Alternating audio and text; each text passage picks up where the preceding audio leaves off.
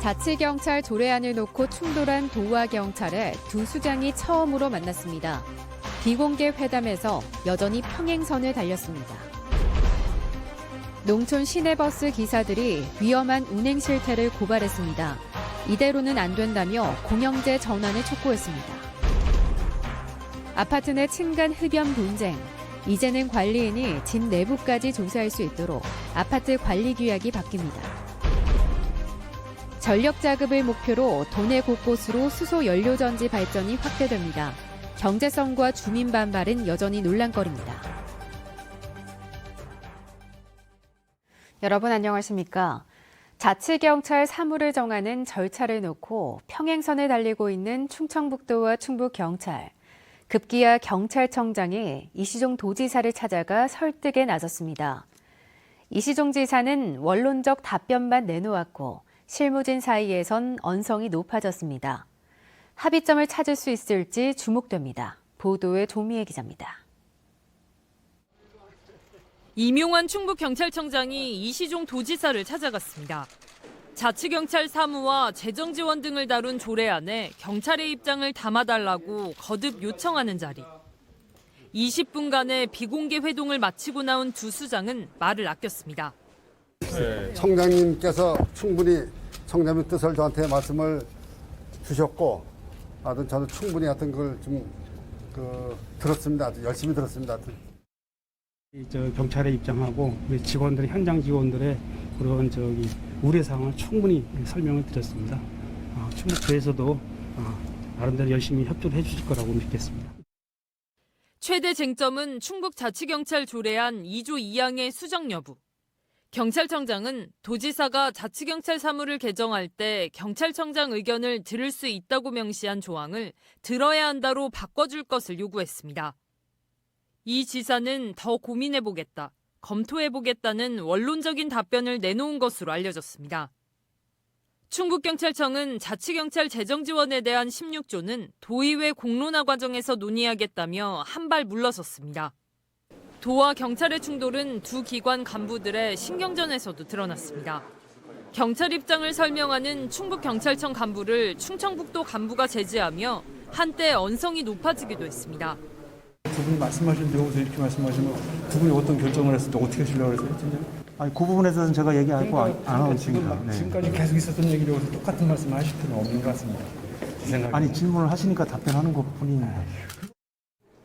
이시종 지사는 자치경찰제 조례안은 협의 사안이 아니다라며 여러 차례 선을 그은 상황입니다. 결국 경찰의 반발과 여론의 움직임이 석 달 앞으로 다가온 충북형 자치경찰제의 변수로 떠올랐습니다.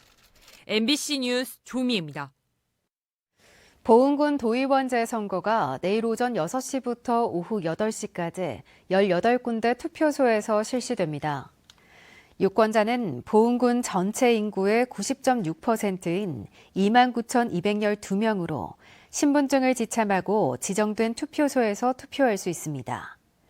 민선 7기에만 세 번째인 이번 선거에는 민주당 김기준, 국민의힘 원가피, 무소속 박경숙 후보가 3파전을 벌이고 있습니다. 층간소음과 함께 아파트의 대표적인 분쟁과 민원이 바로 층간 흡연입니다. 그런데 소음과 달리 냄새는 출처가 불분명해 항의할 대상조차 모호한 것이 문제였는데요. 앞으로는 냄새의 출처를 찾기 위해 관리인이 집 내부까지 조사할 수 있도록 각 아파트 관리 규약이 바뀝니다. 심충만 기자가 보도합니다. 충북도 내 한 아파트의 입주민 온라인 카페. 환풍구로 스며드는 담배 냄새, 온갖 원망의 게시물이 끊이지 않습니다. 같은 피해를 공감하는 이웃들의 댓글도 꼬리에 꼬리를 뭅니다. 아파트 분쟁 원인 1위라는 층간소음보다도 더 자주 눈에 띌 정도입니다. 집에 있는 시간이 길어진 코로나를 전후해 층간소음에 맞먹는 화두로 떠올랐습니다. 배려를 하고 해야 된다고 생각을 해요. 층간소음 같은 것도 내 집에서 내가 뛰는데 이렇게 돼버리면 뭐 마음대로 할 수 있는 거니까 서로 영향을 주는 거니까 아파트는. 어떻게 좀 해달라는 입주민의 요청에 관리인이 할 수 있는 건 계도성 방송이 대부분. 층간 소음과 달리 냄새는 출처가 어딘지 정확히 집어내기 어렵고 설령 지목해도 흡연자가 부인하면 그만이라 개별 권고나 요청이 쉽지 않은 것입니다. 그 피해가 여러 층에 걸쳐서 발생되기 때문에 그 어떠한 특정 세대에서 흡연을 하셨는지 파악하는 것도 사실 굉장히 어려움. 아파트 관리인들에게 세대 내부까지 확인할 수 있도록 권한을 주는 아파트 관리규약 준칙이 새로 나왔습니다. 충청북도는 각 아파트 관리규약의 표준이 되는 이 준칙에 간접 흡연 방지 조항을 처음 신설하고 관리인의 세대 내부 조사 권한과 더불어 해당 입주민의 협조 의무도 부여했습니다. 이미 시행된 법 조항을 준칙에 옮겼을 뿐인데다 강제력이나 처벌 조항도 없지만 압박의 강도는 더 강해질 수밖에 없습니다. 그 주민들한테 더 단지별로 교육의 기회가 있습니다. 그래서 주민들한테 좀 설명을 해주고 함으로써 더 자체적으로 좀 더 지킬 수 있는 계기가 되지 않을까 합니다. 개정 준칙에는 경비원 상대 갑질 금지 등 법률상 의무 개정 사항도 포함돼 충북의 모든 아파트는 다음 달 6일까지 관리규약을 개정해야 합니다. MBC 뉴스 심충만입니다. 일명 자매교회로 불리는 수정교회발 전국 연쇄 감염과 관련해 충북에서도 첫 확진 환자가 나왔습니다. 진천에 거주하는 60대로 지난달 21일 동생과 함께 서울 수정교회를 방문한 사실이 확인돼 검사한 결과 양성 판정을 받았고 70대 남편도 뒤이어 확진됐습니다. 한편 집단 감염이 나온 청주 어학원과 관련해 고교생 2명이 추가돼 누적 21명이 됐고 청주 모 주간보호센터에서도 80대 2명이 더 확진돼 누적 9명이 됐습니다.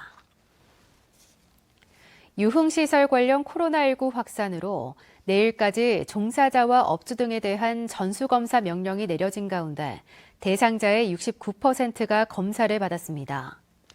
충청북도는 청주, 충주, 진천 지역 3,200명 가운데 2,207명이 검사를 마쳤고 2명이 양성 판정을 받았다고 밝혔습니다. 지난달 말 시작된 도내 유흥시설과 불법 노래 연습장 관련 감염은 오늘 접촉자 1명 추가로 33명으로 늘었습니다. 노약자가 많이 사는 농촌 시내버스는 주민들에겐 정말 중요한 교통수단이죠. 그런데 한 농촌 시내버스 기사들이 목숨을 건 위험한 주행을 하고 있다며 운행 실태를 제보했습니다. 기사들은 사업주가 부당한 해고와 징계를 남발한다며 지자체에 완전 공영제도 요구하고 있습니다. 허지희 기자가 보도합니다. 주행 중인 버스 계기판에 엔진 점검 불이 들어옵니다. 체크를. 이거 들어온 지 몇 년 됐어요, 몇 년. 차가 올라가야죠. 핸들이 떨릴 정도로 강한 진동에 차량 내부 소음도 심각합니다. 정비 관리 실태를 고발하기 위해 촬영한 영상입니다. 승객을 이제 태워놓고도 시동을 껐다가 메인 스위치를 껐다가 다시 켜고 운행하고 이런 것을 하루에 수십 번씩 반복되는데 단양 시내버스 회사 소속 버스들입니다. 기사들은 사고가 나도 개인 합의를 유도하거나 감시와 부당한 징계로 기사들이 수시로 바뀌는 것도 다반사였다고 주장합니다. 사측의 우호적이던 노조까지 더는 못 참겠다며 가세해 2개의 복수 노조가 결국 한 목소리를 내기 시작했습니다.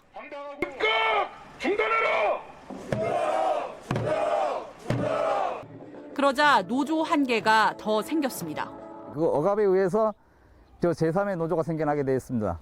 회사에서는 인정하지 않는 거고요. 우리는 개입한 적 없다라고 얘기하는 거고요. 당연히 그렇게 얘기를 하겠죠. 지난해 말에는 벽지 노선 단일화 요금 보조금이 삭감될 위기에 놓이자 갑자기 노선 폐지를 예고하기도 했습니다. 기사들은 이럴 바에야 차라리 지자체가 운영하는 완전 공영제로 투명하게 관리하자고 주장하고 있습니다. 일부 노조원들이 주장을 하시는 것 같아요. 근데 거기에 대해서 저희들은 아직 방침이 서 있지가 않아요. 이에 대해 업체 대표는 안전사항 문제없이 운행하고 있고 징계는 안전운전 이행 미준수로 인한 것이라고 반박했습니다. 또 기존 노조들이 노노 갈등으로 노동조합이 더 생긴 상황을 회사에 책임을 돌리려 한다고 주장했습니다. 벽지 노선과 재정지원금까지 이 버스 회사가 받은 지자체 보조금은 한 해 평균 20억 원. 지난해는 코로나 지원금으로 2억 원 가까이 늘은 22억 원을 지급받았습니다. MBC 뉴스 허지입니다.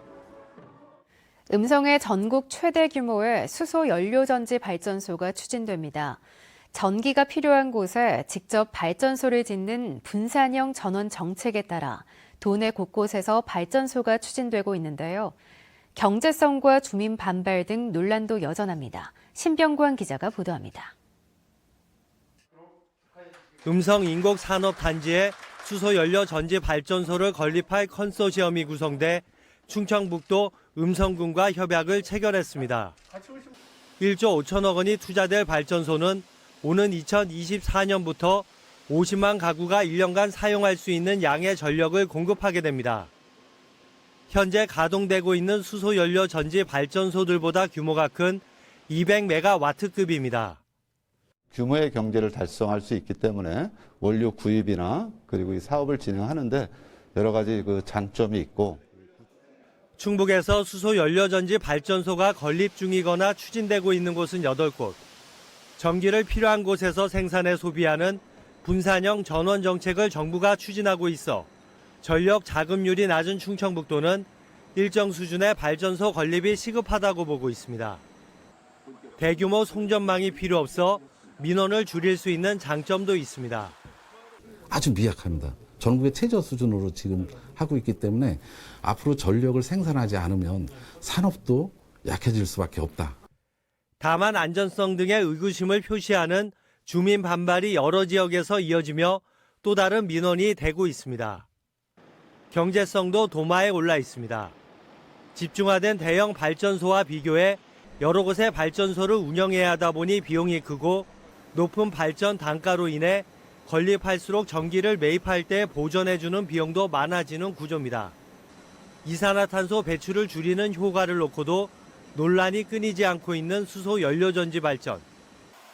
찬반이 엇갈리고 있지만 충청북도는 자금률을 높이는 방향으로 건립 지원에 속도를 내고 있습니다. MBC 뉴스 신병관입니다.